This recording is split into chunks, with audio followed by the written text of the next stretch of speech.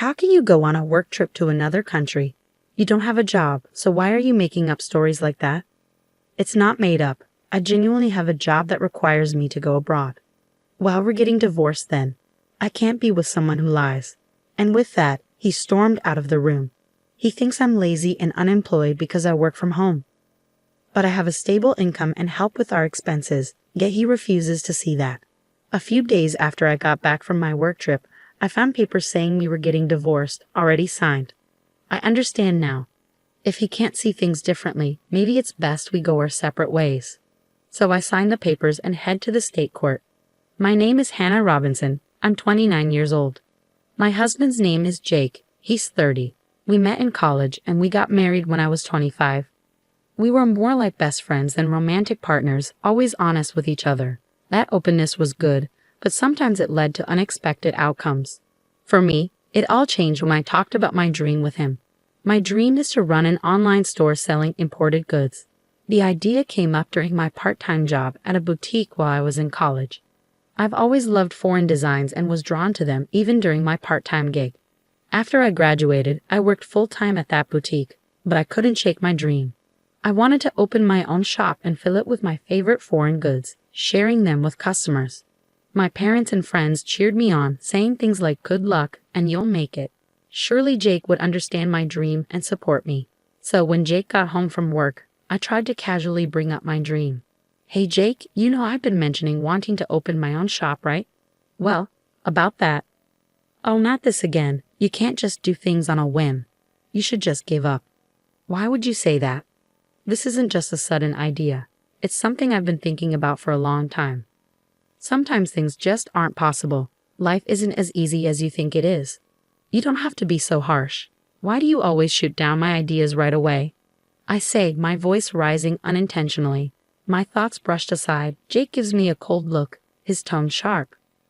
Fine, then tell me, what's your backup plan if this business of yours fails? Well, I don't expect it to be an instant success. And what about your income in the meantime? The bills and living costs we share. Are you saying I have to handle it all now? Fine, do whatever you want, Jake says dismissively. But if it doesn't work out and you regret it, don't come crying to me. Every time I talk about starting my own business, Jake gets irritated. The reason is simple. He worries about my income becoming unstable. I work at an import shop that's doing well with lots of customers. Because of that, I earn a good amount, maybe even a bit more than Jake, who's an office worker. I've been covering more expenses like meals and rent because of this. But Jake can't handle the idea of my income going down. At first he'd say things like take your time and prepare well, but now he's just trying to discourage me. Still, I won't give up on my dream of owning my own shop, no matter how much Jake opposes it. I decided to prioritize chasing my dream. Despite Jake's objections, I pushed forward, and at 26, I launched my own online boutique. At first, things were tough, just like Jake had warned. But over time, I tried different strategies. I made the most of being online, worked with well-known e-commerce platforms, used social media for promotion, and did everything I could. And thanks to all this effort, a year after starting my own business, I managed to secure a stable income. From there, I grew my customer base and expanded my product range. Now my annual sales reached $300,000. Because Jake had been so against it, I never talked to him about my sales. I figured he wouldn't be interested anyway, and he never asked. But he always reminded me about the bills and living expenses. I just handed over the money he asked for without argument and tried to keep work-related talk neutral. Then one day, I got a message in the DMs of my online shop. I'm a regular customer of your shop. I was wondering, could you start selling furniture in addition to the international knickknacks? Actually, many customers had asked me to add furniture to my shop's offerings. But selling furniture online is tricky compared to smaller items. Furniture is more expensive, and factors like material matter a lot. Even though I had experience working at an import shop, selling furniture without seeing it first comes with risks. So I decided to reach out to my old boss at the import shop to talk about it. Hello, is this the manager? I'd like to discuss something with you. As soon as Maggie, the manager, recognized me, she sounded genuinely excited. Hannah, it's been a while. If there's anything I can do to help, just let me know. Well, I've been getting requests to sell furniture in my online shop. Furniture? That sounds like a challenge. So I was thinking of seeing the items in person before selling them. How do you source your items, Maggie? I see what you're getting at. I can definitely help with that. Maggie, who had connections with overseas suppliers from before, offered to reach out to one of them and organize for them to supply furniture to my online shop. Thanks to my good relationship with Maggie, the overseas supplier agreed to Maggie's suggestion. I decided I would travel abroad to find the furniture, but I couldn't just leave without telling my husband. So that night, I brought it up with him. Jake, about the week after next, would it be okay if I was away for about a week? A week? Why do you need to be gone for so long? Well, you see, I might have to go abroad for work with Maggie from the shop I used to work at. Huh, going abroad? That's a pretty unbelievable lie. What do you mean? My husband pointed at me, his expression mocking. You're going overseas for work? You barely have a job. What are you even talking about? Well, hold on a second. You know I have my online shop, right? This trip abroad is for finding items to sell in the shop. So if you think I'll just buy into a work-related lie, are you kidding me? Your little side business, there's only so much it can achieve. Believe what you want, but our sales are doing pretty well at the moment, and our customer base is growing steadily. This trip came about because of a request from one of our customers. If you keep insisting I won't let you, practically a homebody, leave for a whole week. With a beer in hand, my husband stormed off to the bathroom. I let out a deep sigh without meaning to. Why can't you try to understand? His reaction is too harsh just because he doesn't approve of my work. But I can't just go abroad without his permission. I have to convince him, no matter what. Even though I was hesitant to bring it up again, I couldn't ignore the issue. The next day, when my husband came back from work, I tried talking to him once more. Jake, about what we talked about yesterday, look, I'm tired. I don't have time to entertain your accusations. I'm just stating the facts. An unemployed person going on a business trip abroad. You're pretty good at spinning tales. I'm not lying. I really need to go abroad for work, I insisted, grabbing his arm to plead with him, but he looked down at me mocking. Oh, really? Well, liars get divorced too. Divorced? What are you saying? You know I can't stand liars, especially people like you who are always trying to show off. I didn't mean. Shut up. You just want an excuse to go on a vacation abroad. And I bet your boss is a man too, right? Divorce. Divorce. I'll make sure to demand my share of everything. With that, he stormed out of the room. In that moment, anger boiled inside me, making my veins throb. Who does he think he is? He looks down on me just because I work from home. He only wants to feel superior. Enough is enough. If that's how he wants it, then I'll do as I please.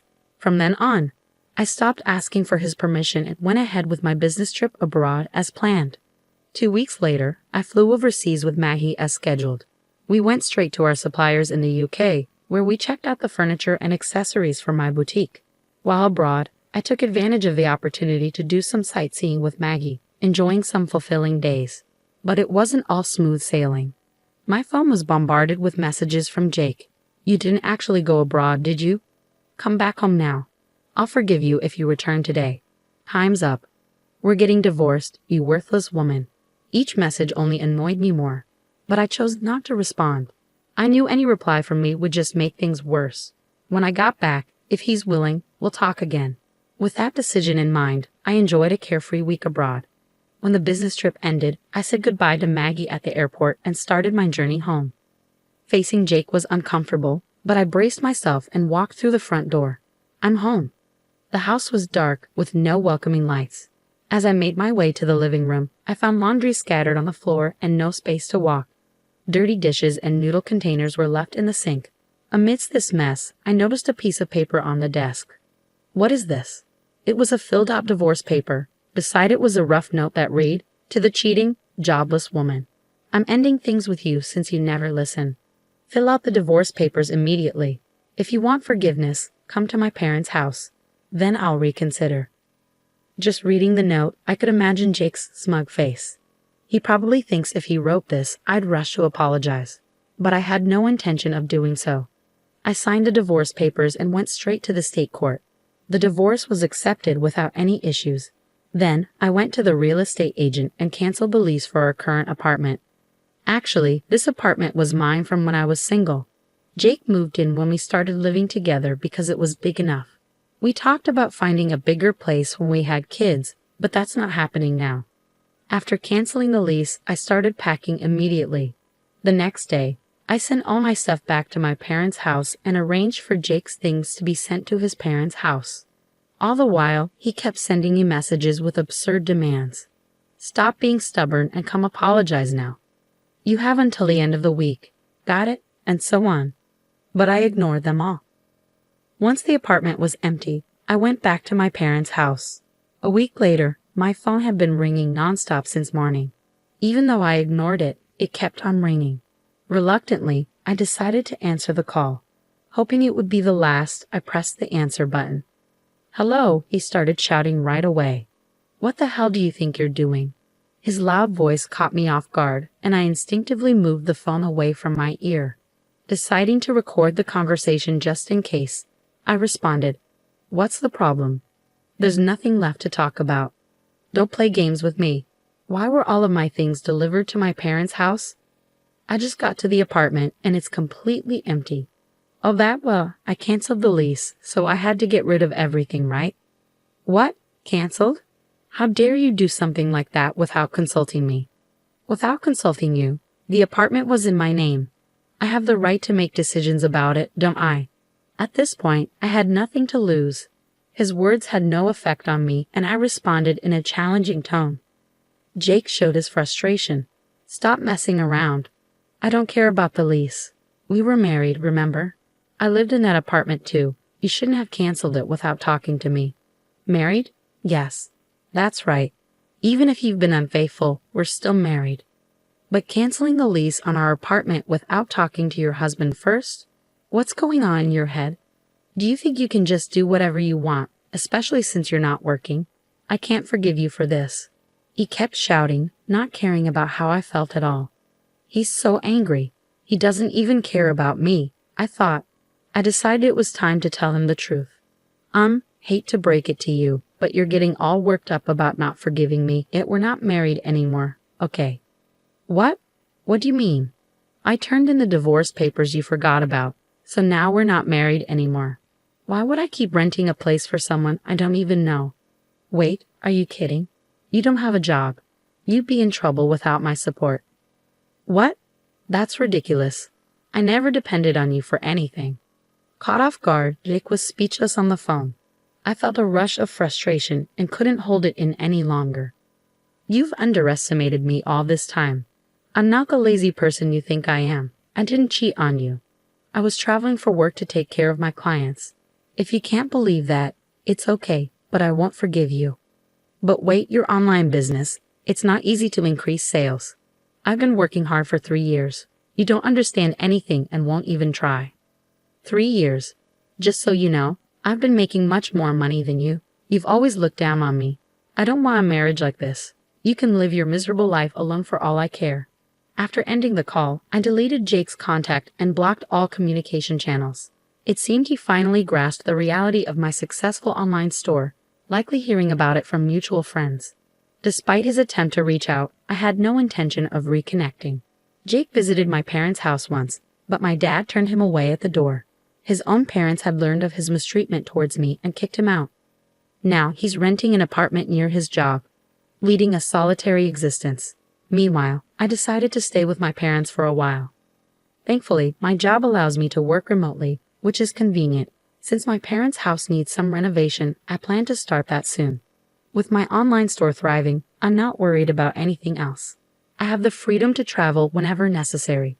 Despite the divorce, I have no regrets about pursuing my dreams. I'll continue to work hard and repay those who supported me.